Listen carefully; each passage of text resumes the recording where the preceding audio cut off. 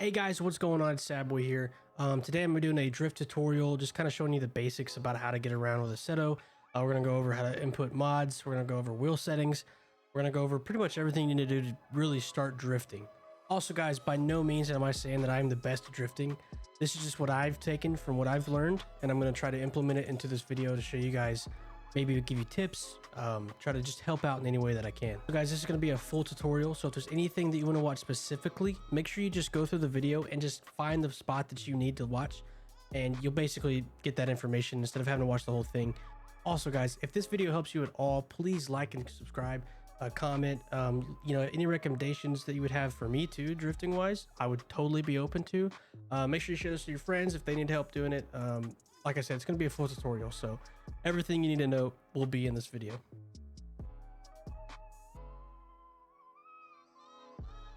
All right, so first things first, we're going to go right into it. So basically what you want to do is make sure you get the correct wheel settings for the wheel that you have. Now for other wheels, I can't speak too highly of. I don't know all the settings for those, but for me, I use a Logitech G920.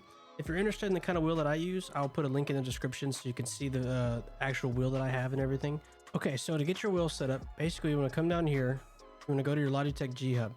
If you don't have this software and you have a G920, I don't know what you're doing. You need to have the software. It'll help you tremendously. Now in this software, you can pretty much customize any button that you want to do whatever you want. I haven't touched these at all, so I'm leaving these all like they are, but basically you can do macros, actions, keys. You can do all kinds of stuff for certain things. So I have my operating range at 900 degrees. I have my sensitivity at 50. And I have my centering spring strength at 0. Now what this does is when you're turning, basically it'll help it'll move the wheel back to center, right?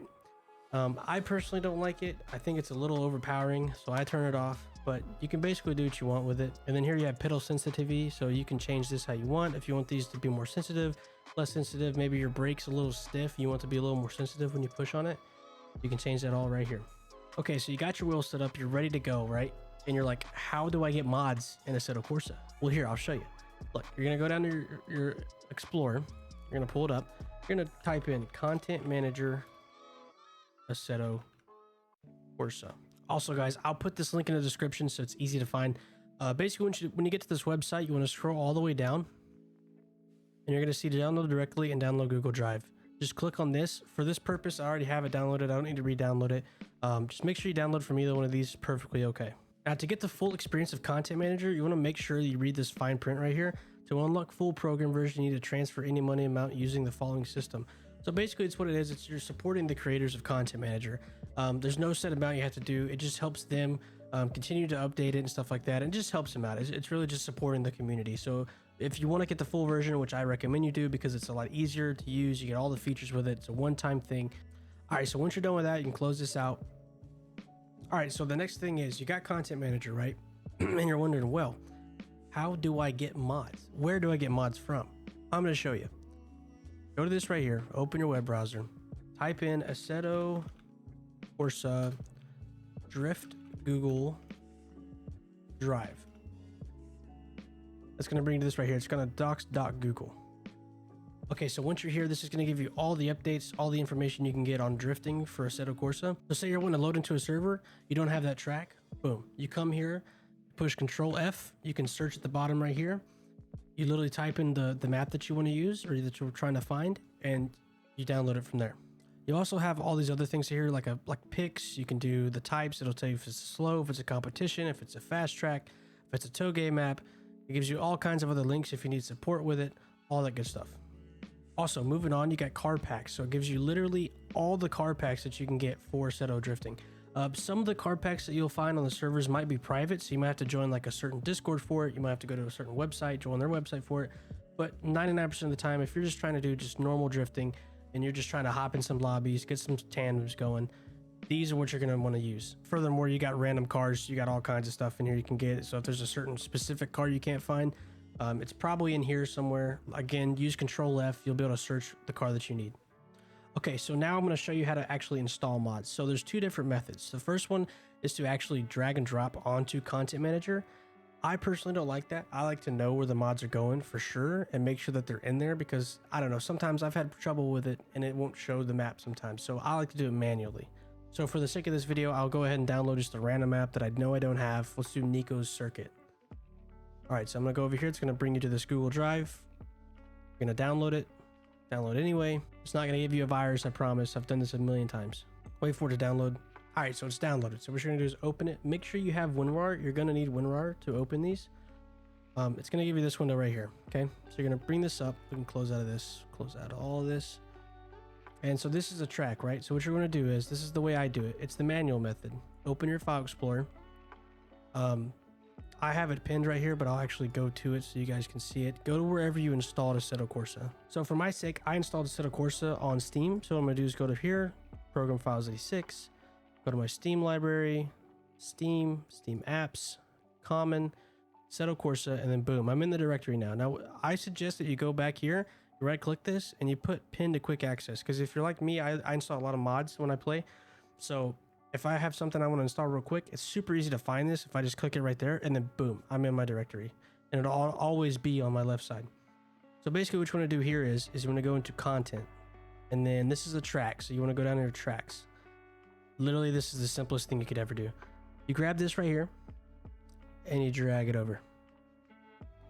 Wait till it's finished. It's going to process, replace the files. I guess I already have it. Put it in there, and then boom, it's in your directory. Now, you can actually have Content Manager open while you do this. So it's really nice that you can do that. The other method is to open Content Manager. Let me make it a little smaller here. You can open Content Manager, get this, drag it over, drop it, just right on top of it. You'll see these three little green things up here flashing. Click on that, go down here, and I already have it, so it's gonna stay update over existing files. You'll probably just say install if it's a new mod. Install it, successfully installed, boom, you're done. That's how you install mods for Content Manager.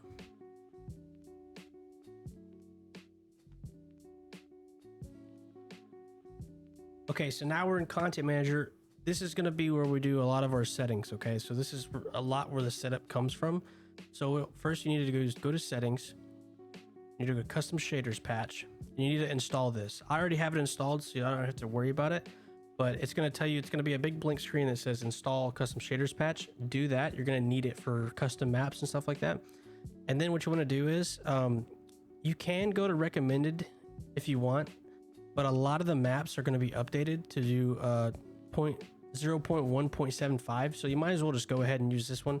It's not going to make your game crash. If it does, you might have to look up some support on that. I've never had problems with it at all. So I would just use the normal one, just the untested, the most up-to-date version that gives you the most up-to-date shaders for it, which means the most up-to-date maps you'll be able to play on with no problem. Next, we're going to go into controls. So basically, you're going to go up here and make sure that your wheel is selected for whichever wheel you're using. It's funny, you can actually use a keyboard and mouse with this or a gamepad.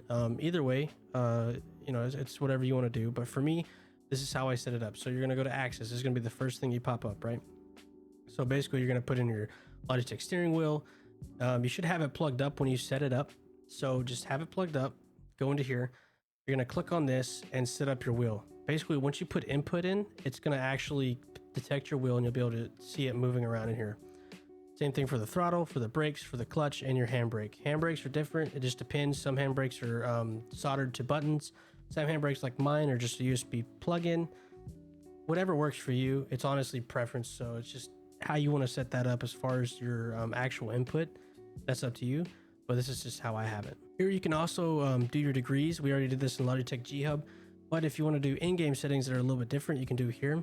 I put mine at 600, but for some reason it still uses 900 degrees rotation. So I'm not really sure why it does that, but mine actually still uses 900 degrees. I think I might have messed with the setting or something a long time ago and it just didn't set it right, but this is going to be at 900.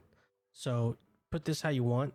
As a starter, beginning drifting, if you've never drifted in a sim before, I would definitely put your degrees in your wheel down.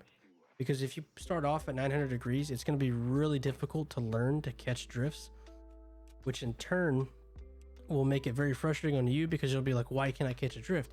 Well, it's because the wheel is literally moving at a actual degree rotation rate of a real car, which is hard to catch when you're first trying to learn. But if you like a challenge, go ahead and keep it at 900. Hey, it ain't going to bother me none. Next will be your buttons. So basically I have my right paddle, left paddle. I don't have a gear shift. So this is where I put my gearing. If you have an H pattern shifter, you would click right here and you would assign every gear that you have. And then through here is mostly preference. Like I have M and L for my keyboard to increase and decrease turbo.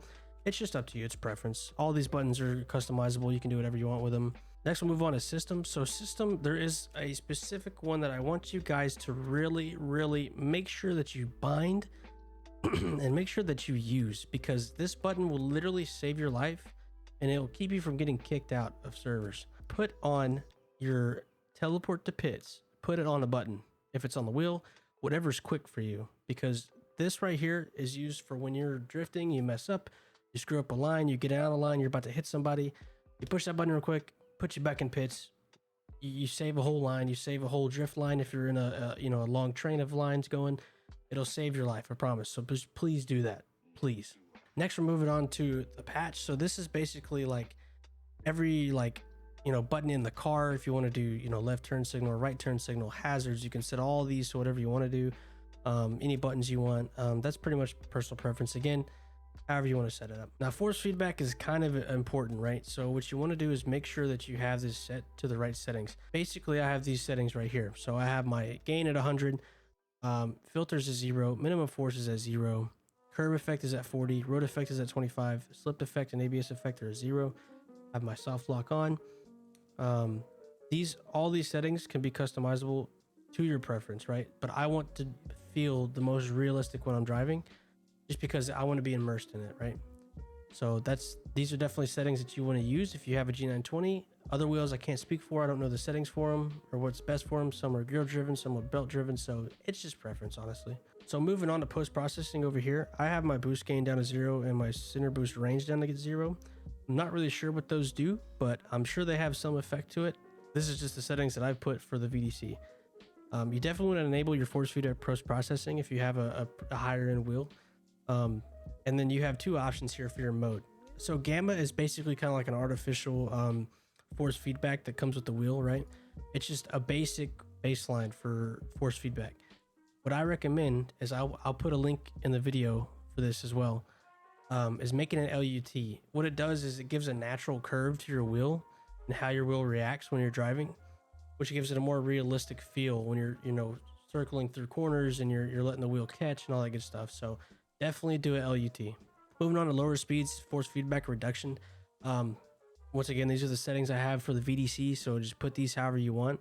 Also, guys, I'm not going to go too in depth on like video settings, because this is basically determined by your computer and what you can handle, what you can run. So basically, you might have to watch a separate video on this, or just play around with them, figure out what best works for you, and pretty much go from there. One thing I did forget to mention is in custom shaders packs, you have a lot of effects down here. You can change these how you want. You can adjust them, turn them on and off. Basically just kind of gives you a more realistic feel when you're driving in Assetto. Okay, so we got our wheel settings in. What we want to do now is go to drive, and this is where you're going to find all your servers, right? So you're going to have a list of servers. Yours is probably going to say Kunos, which is more of like the base game, right? So there's going to be like races, stuff like that. You do LAN, obviously if you're connected through a network with your friends or something like that. You go to favorites, right? These are going to be favorites that you actually favorited down here, and you can go to recent. These are all the recent servers I've been on, and then you can go right here to this search. Now what I suggest for this is you type in drift. It's the easiest way to find drift servers, because it's literally going to have drift in the name, obviously. So you'll be able to flip through all these different kinds of servers. They'll all have different kinds of maps, and you just work your way through, find one that you like, join it. You can also come up here to the left and you can change what you want to see. So if you want to put in empty servers, full servers, password servers, whatever servers your friends are in, booking, you can do all kinds of filters up here. You even have name. You can do, if it has drivers in it. Okay, so you found the server that you like and you want to join, and you're like, how do I join? Well, this is what you do. Pretty much you go to the right side, you're going to click on the vehicle that you want to use. If it's grayed out like this, that means that someone's already using it, so you're not gonna be able to drive it, which is kind of cool. I like how they do that, because that way there's not like 30,000 R34s driving on the same track, you know what I'm saying? But you can choose the car you want. If this is saying missing, that means that you do not have the content. What's cool is, if I can find a server here that has something I'm missing. Okay, so this is a server, for example, that I'm missing something, right? So all the vehicles are gonna be grayed out. I do have the vehicles, but I don't have the track. So what's cool about Content Manager is it actually gives you a little search magnifying glass right here above try again. It'll say error, track is missing. What you can do is you can actually click this and it'll actually bring up a search for that track. So if you can't find it on the Google Drive that I showed you, you can try this method and just kind of search through and look for the track that you need and then download it from a different website. It will be the same one.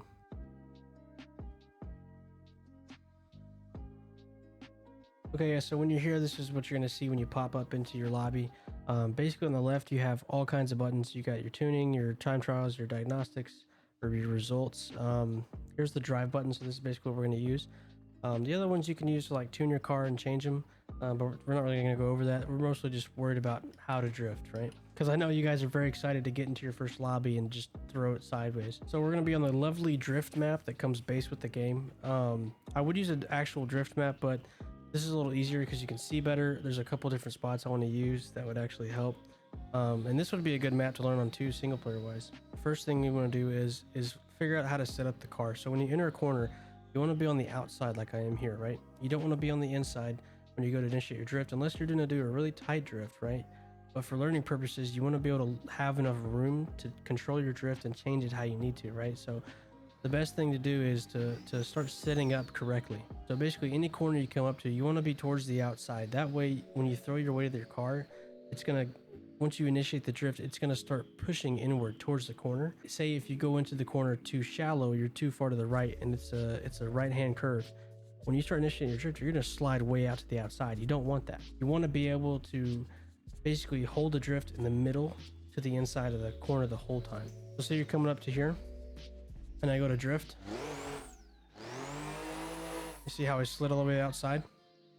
I don't want that. I want to be on the outside to go in. That makes sense. So this corner right here goes right. I'm going to go left.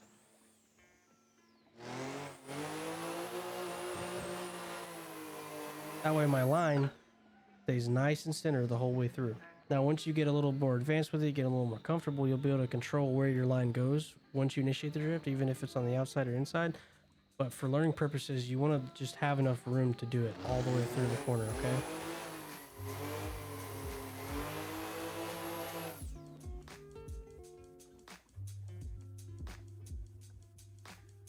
All right, so second, basically is catching a drift. A lot of people, what they do is when they start drifting, right, especially with force feedback, it might be new to them. What they'll do is they'll actually come up to a corner, and then when they start to drift, they'll try to counter steer too fast. So they'll do this. They'll do that right there, right? You don't want to do that. What you want to do is you want to let the car catch that angle. You want to let the back end slide out. If you just barely let it lose traction and then you swing it back, you're never going to let the car drift. Maybe there's some throttle. And you notice my hands, right? Don't notice the me spinning out, but you notice my hands, right? I don't, when I drift, once I initiate the drift, I don't hold on to the steering wheel. You never want to hold on to the steering wheel when you drift, because this is what's going to happen. Look, say I'll drift this corner right here. See what I'm saying? That's not what you want to do, because then you're trying to follow your wheel. You're not letting the car drive the wheel. The wheel is going to turn. Whether you want it or not, want it to or not, it's going to turn. So instead of trying to power it through by holding onto the wheel, let it guide through your fingers. I usually keep about 10 and 3, 10 and 4 on the steering wheel, and I let it flow through. So I'll explain to you. See that? I didn't really grab it.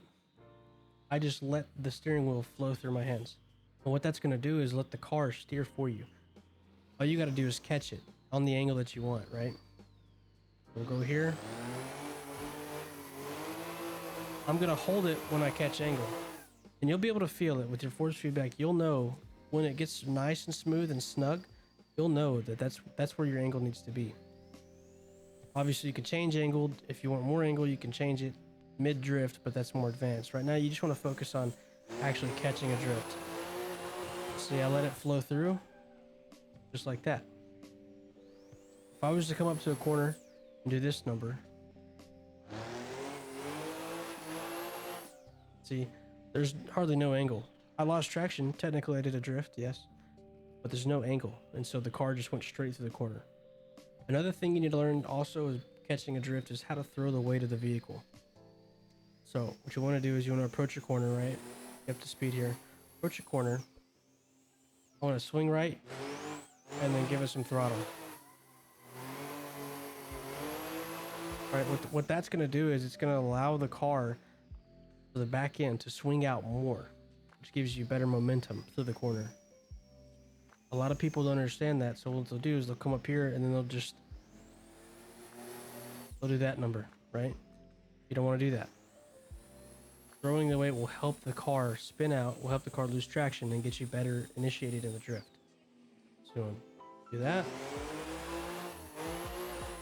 Obviously, I'm not doing a whole lot. I'm not doing an exaggerated amount, right? But, you know, the faster you go, when you do this, you're going to feel it. It's going to move quick. And so you're not doing a whole lot. You're not doing this number, right? You don't have to do that much. You just need enough. And you'll learn as you practice it and you do it. You need to learn how to control the weight.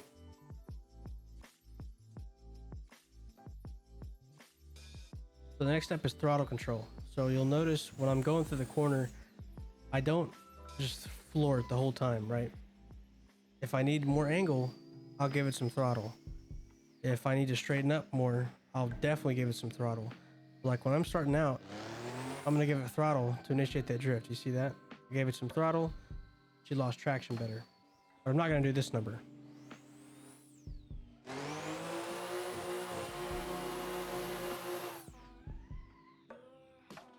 See how I basically just, the car just basically whipped back, right? So I'm not gonna fully throttle it through the corner. What I wanna do is I wanna make sure that I have enough power to keep the traction going. But if, say, I need to straighten up a little bit, I'll let off the throttle because I need that back wheel to catch some traction to push the car more straight. But to say I'm needing a lot of less traction, I need to completely lose traction, then I'll give it some throttle. It just depends on how you need it through the corner. So like here,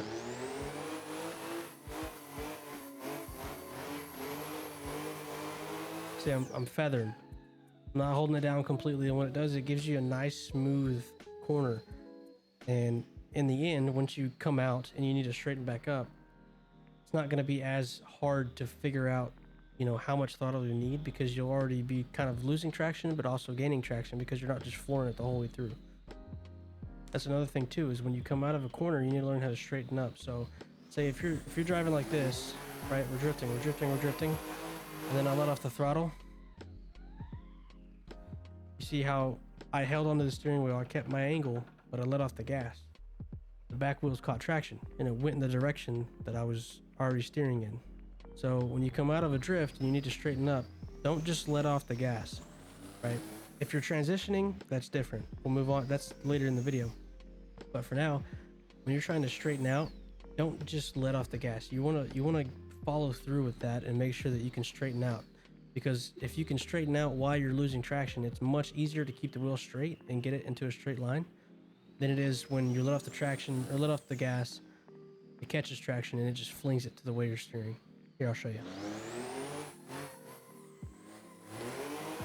Flooring it, straighten it out. That easy.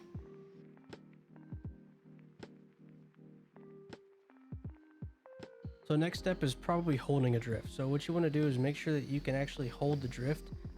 And that's going to be a combination of catching the drift, your setup, your throttle control. All this goes into play. Like basically when you drift, people think, oh, it's just steering the wheel and flooring it. Well, it's not. It's a lot of things that go into play that you have to be careful of and cautious of and know how to do when you're going to set up your drift.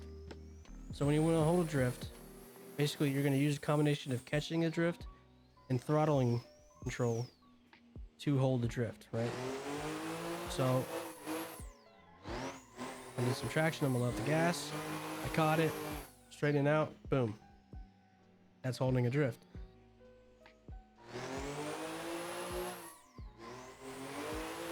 One thing I find easy too is I know everyone wants to just jump into a lobby, do tandem, start transitioning and just absolutely go crazy with it, but you need to learn the basics first, the fundamentals.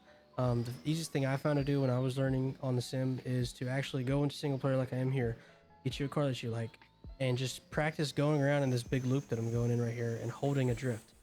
Because before you can start transitioning and doing, you know, wild 360s, whatever, you need to learn how to hold a drift first. So that's the whole concept, right?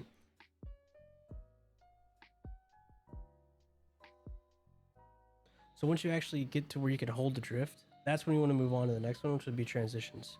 So transitions are a little tricky, right? Because now you're not only holding a drift, once you're done holding that drift, you need to switch over to a different direction with all the momentum of the car, the traction, and it's a little frustrating, right? It's a little overwhelming at first because you don't know why you keep spinning out when you're trying to go to a transition into a different curve.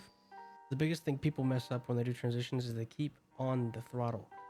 Don't do that. Okay, when you transition, you need to let the car catch a little bit of grip so it'll turn the other way. If you keep going on the throttle, you're literally just going to spin out and lose control. And here, I'll show you.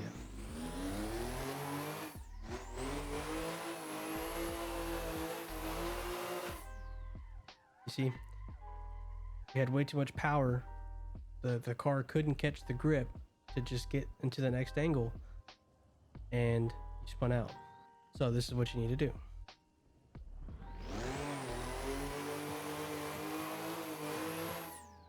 Let off, and then give it some gas. Let off, feather it maybe a little bit if you need to. Give it some gas. That's pretty much it for transitions.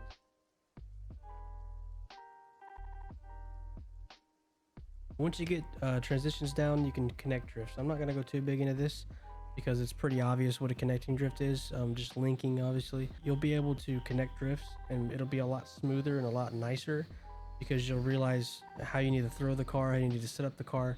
This is a connecting drift, by the way.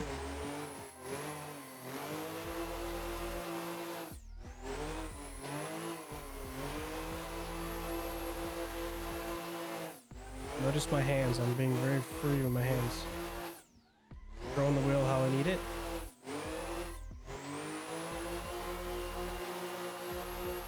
That's connecting drifts.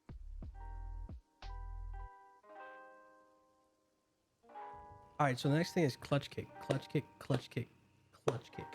So basically, what this is when you're going through a corner, you start grabbing traction, or you might not have enough power because you've done a power slide in, something like that, and the car feels like it's about to stall. You want a clutch kick, and basically all a clutch kick is you're just gonna literally kick in your clutch while you're still on the gas, right? So right now my clutch is in, so I'm literally gonna be gassing it, kick my clutch to where the RPMs will rev up, make the car spin out, giving it less traction but giving it power to move the car more.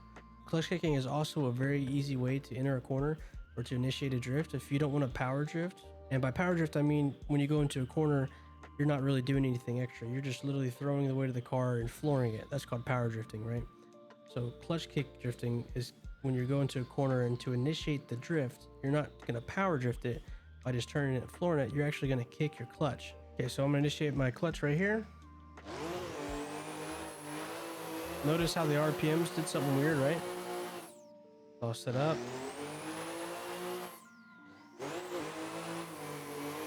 All it does is give you more power.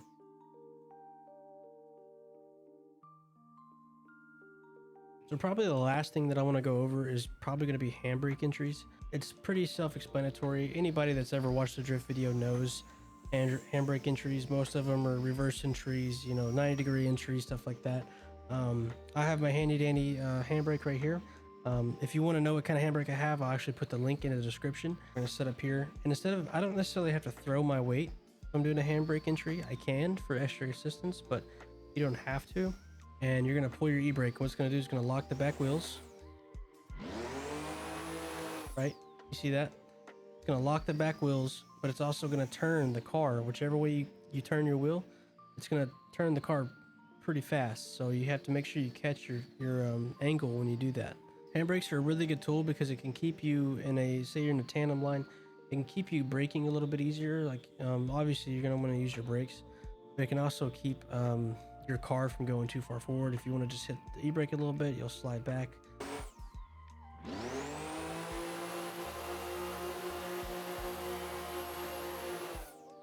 I mean, that's all it does. It literally just, it'll swing your back end out.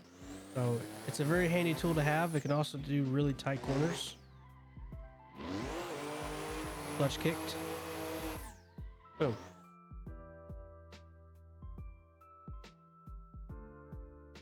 So guys, once you put all that together, I mean, you figured out how to set up the car correctly, throw the weight, catching the drift, throttle control, holding the drift, transitions, connecting your drifts, your clutch kicks, your handbrake entries, all the good stuff. You figured it all out. You're like, holy crap, Sad Boy was right. The end result is gonna make you feel so much better. You're gonna feel like you literally, like, you nailed a craft. Basically what it is. Like, you're gonna feel so good about yourself, and you'll basically be able to pretty much, drift anywhere,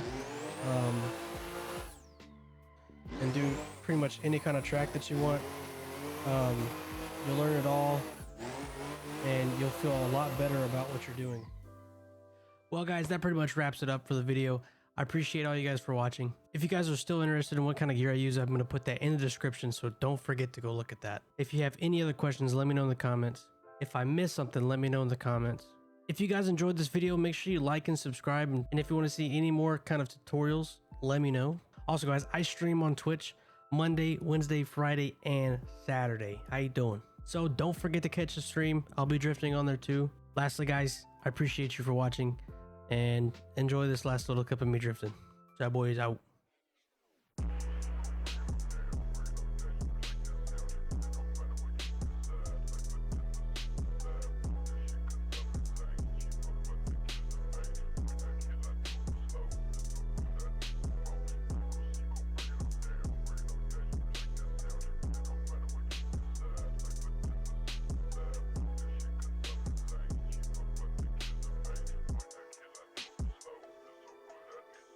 Smash your body in some tall grass. I don't fuck with y'all because you're all whack. You wanna meet up with a ball bat. I can leave your motherfucking skull cracked. All these rappers acting